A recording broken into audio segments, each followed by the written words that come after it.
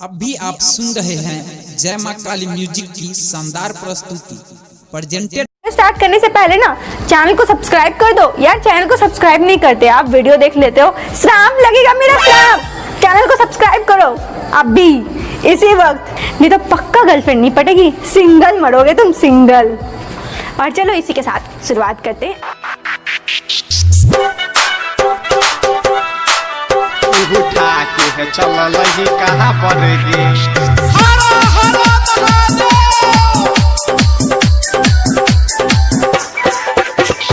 Music by DJ Umesh, Shukipur बाजार।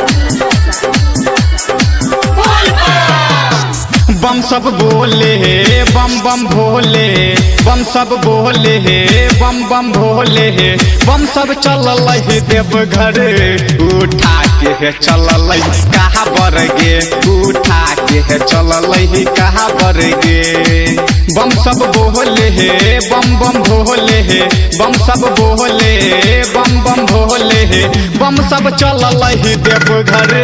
उठा के है चल लही कहाँ पर गे, उठा के है चल लही कहाँ पर गे।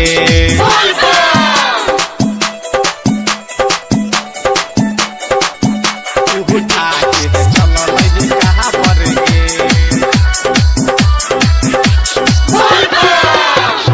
Music by DJ Umesh, Shukipur बाजार।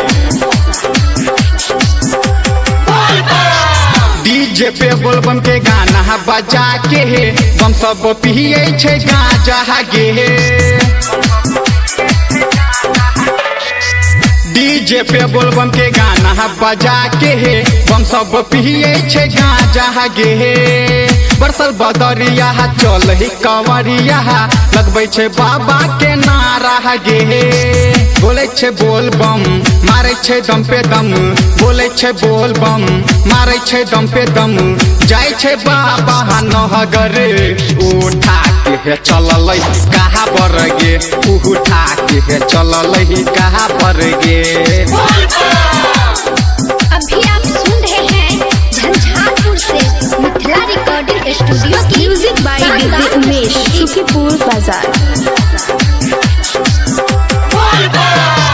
बाबा के जय कारा लगा के हे, बम सब चल लही दौड़ल दौड़ल।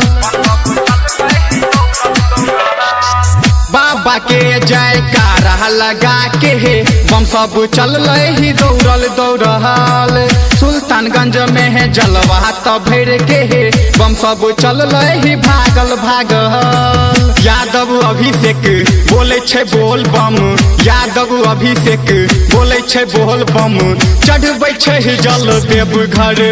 उठा के है चल लही कहाँ पर गे, उठा के है चल लही कहाँ पर गे। बम सब बोले हे बम बम भोले हे, बम सब बोले हे बम बम भोले हे, बम सब चल लही देवघर। उठा के है चल लही कहाँ पर गे, उठा के है चल लही कहाँ पर गे।